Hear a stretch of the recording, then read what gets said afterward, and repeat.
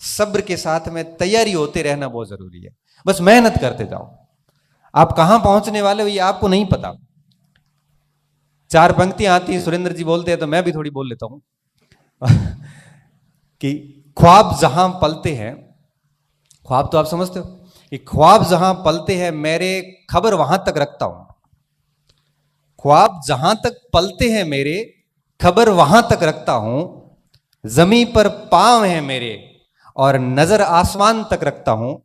जमीन पर पांव, क्योंकि डाउन टू अर्थ होना व्यक्ति को बहुत ज्यादा जरूरी है। और नजर आसमान पर रखता हूं और मंजिल से भी वादा कर रखा है मैंने मिलने का।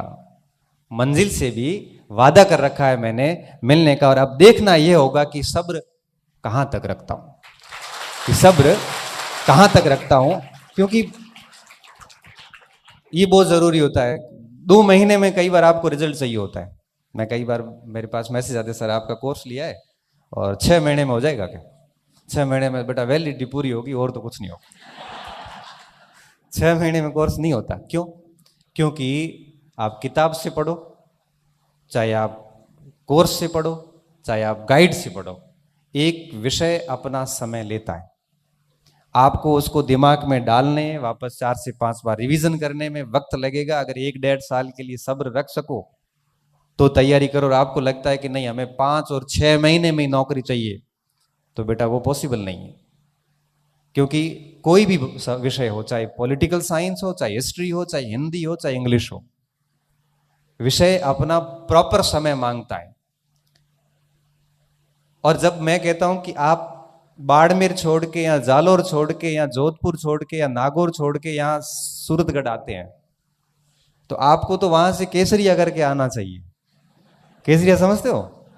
केसरिया का मतलब क्या होता है कि अब आर या पार। फिर ये घंटे काउंट नहीं होते 14 हुए कि 15 हुए। पूछते हो ना, मुझे बड़ा ऐसे दया सी आती है, क्रोध भी आता है। कहते सर कितने घंटे पढ़ूं? तो मैं कहूंगा कि 3 घंटे पढ़ना है तो 3 घंटे पढ़ेगा। घंटे काउंट क्यों करने पड़ रहे हैं? जब वहां से घर से निकल ही गए हो तो ठीक से निकलो ना भाई। अब पता है कि जैसे खानवा के युद्ध में महाराणा सांगा निकले हैं और हसन खान मेवाती अगर निकला है तो ये सोच के निकला है कि हम जिंदा वापस आके भोजन करेंगे घर आके। वो ये सोच के निकले हैं कि यहां तो बाबर रहेगा या हम रहेंगे, बात खत्म। और फिर युद्ध भी उस स्तर का होता है, और युद्ध उस स्तर का होता है, फिर परिणाम भी उस स्तर के आते हैं। और 400-500 साल बाद में भी हम याद करते हैं। इसलिए कहते हैं कि जब घर से निकल ही गए हैं तो मुझे लगता है कि ना घंटे काउंट करने चाहिए, न पोस्ट काउंट करनी चाहिए, न कंपटीशन कितना मार्केट का ये देखना चाहिए। हमें सिर्फ ये देखना है कि आप कितने रेडी है। मैं आपको 5 प्रश्न पूछ लूं और क्या आप मुझे उत्तर देने में सक्षम है? कई बार मैं बच्चों से बात करता हूं, तैयारी है पूरी? हाँ तैयारी पूरी है। प्रश्न पूछूं तो प्रश्न नहीं पूछना, क्यों? तो तैयारी कैसी पूरी है? कॉन्फिडेंस तो ये होना चाहिए ना कि तैयारी पूरी है, पूछ सकते हो, आप कहीं से भी पूछ सकते हो। मैं इंटरव्यू देने गया कॉलेज लेक्चर है प्रोफेसर का, तो उन्होंने जाते ही पूछा कि कौन सा भाग तैयार करके आए हो। यद्यपि मैंने राजस्थान इतिहास और विश्व इतिहास नहीं पढ़ा था क्योंकि इतना टाइम मिला नहीं था, इंडियन हिस्ट्री पढ़ के गया था। मैं सर सारा ही तैयार है। कॉन्फिडेंस तो रखो, सारा ही तैयार है। नहीं आएगा तो मना करते हैं कि अपराध थोड़ी है, तैयार तो है तो परीक्षा पास हुई है। कहां से पूछे? मैं जैसा भी आपको ठीक लगे। तो आधुनिक से पूछ लें, हाँ सर वही पढ़ा हुआ था, मन में सोचा वही पढ़ा हुआ है। शुरू कर दिया, चलता रहा, चीजें चलती रही, बड़े आराम से चलती रही। तो ये कॉन्फिडेंस का बाधा जब आपने सच में पढ़ाई की है। कोई कहता है सर रात को पढ़ूं कि सुबह पढ़ूं उठ के? वही पढ़ाई करनी, कभी भी करना। कभी कभार रात को कर लो, कभी सुबह उठ के पढ़ लो। लेकिन बात यह है कि हम पढ़ रहे कि नहीं पढ़ रहे। यहां पे आके पंचायती कर रहे हैं क्या? यहां पे आके पुस्तक भंडार पे, लाइब्रेरी के अंदर या 4 रूम लिए और बीच में बैठ के आराम से अगर आप पंच बने हुए हैं तो आप मान के चलना कि आप अपनी असफलता की कहानी उस जगह बैठे बैठे लिख रहे हैं। ये कंपटीशन है, बड़ा निर्दयी है। ये नहीं देखता कि आप किस गरीब परिवार से आते हैं या अमीर से आते हैं। ये नहीं देखता है कि आपके घर वालों ने कितने सैक्रिफाइस करके आपको यहां भेजा है। ये भी नहीं देखता कि आप पहले कितनी बार फेल हुए हैं और आपको नौकरी की सख्त आवश्यकता है। ये भी नहीं देखता कि आपके ऊपर पीछे पूरा परिवार इंतजार में बैठा है कि ये नौकरी लगे तो इन 2 बच्चियों को आके भेजूं। ये भी नहीं देखता कि आपके हालात अच्छे नहीं है, आपको नौकरी की सख्त आवश्यकता है। ये सिर्फ ये देखता है कि ओएमआर सीट में आपने घोड़े कैसे भरे। वो सीधी कंप्यूटर में ओएमआर सीट स्कैन होती है, सीधे नंबर आते हैं, किसी 120 में से 18 आते हैं, किसी 120 में से 112 आते हैं।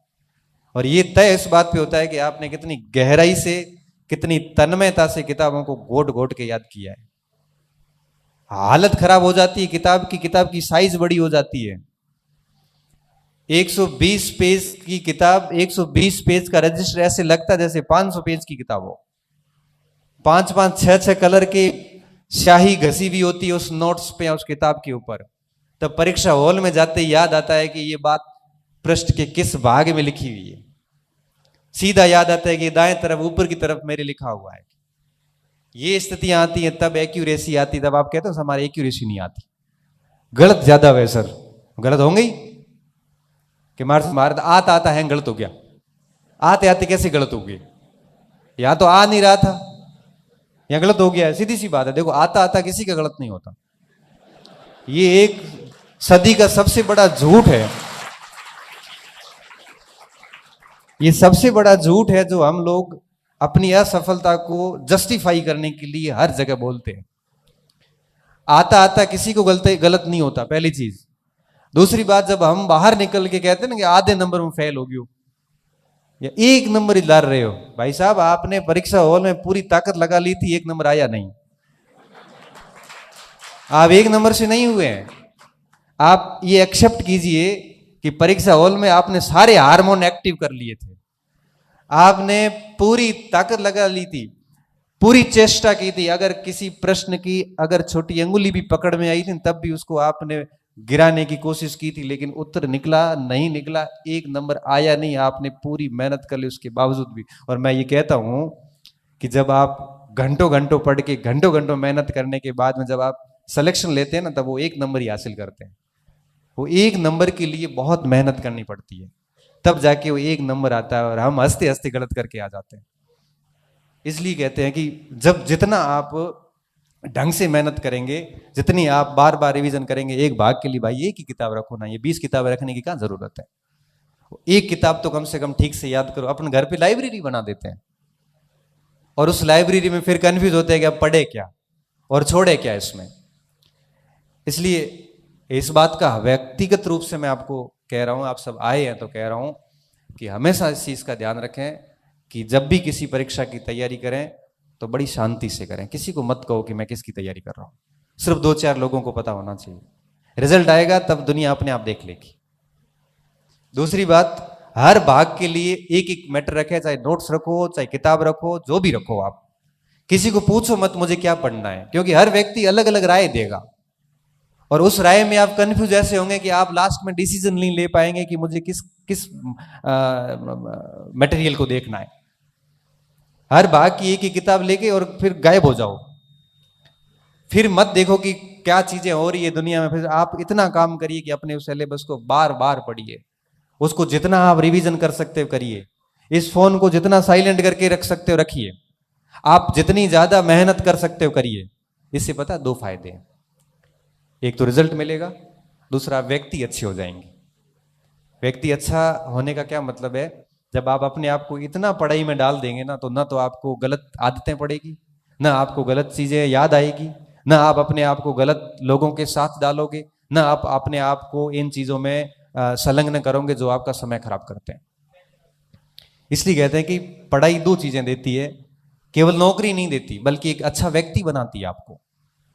और जितनी बढ़िया से करोगे उतना आपका परिवार भी आपसे खुश होगा।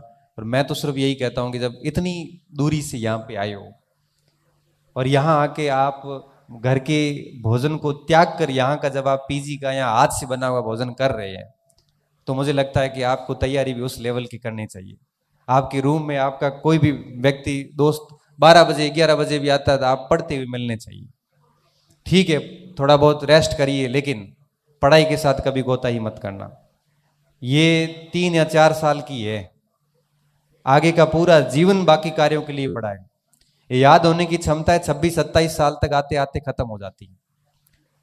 ज्यादा से ज्यादा व्यक्ति 30 साल तक पढ़ सकता, उसके बाद नहीं पढ़ सकता। फिर जिम्मेदारियां आ जाती है,